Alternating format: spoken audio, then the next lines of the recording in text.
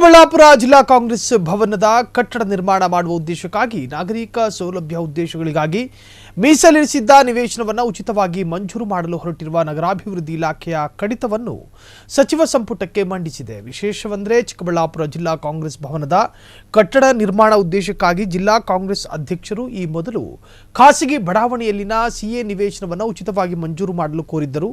ಆದರೆ ಈಗ ನಗರಾಭಿವೃದ್ಧಿ ಇಲಾಖೆಯ ಚಿಕ್ಕಬಳ್ಳಾಪುರ ನಗರಾಭಿವೃದ್ಧಿ ಪ್ರಾಧಿಕಾರವು ಅನುಮೋದಿಸಿರುವ ಬಡಾವಣೆಯಲ್ಲಿನ ಸಿಎ ನಿವೇಶನವನ್ನು ಉಚಿತವಾಗಿ ಮಂಜೂರು ಮಾಡಲು ಕಡತ ಮಂಡಿಸಿದೆ. ಚಿಕ್ಕಬಳ್ಳಾಪುರದ ಅನಕನೂರಿನಲ್ಲಿ 3404 ಚದರ ಮೀಟರ್ ವಿಸ್ತೀರ್ಣದ ಸಿಎ ಸೈಟ್ ಮಂಜೂರು ಮಾಡಲಾಗಿದೆ.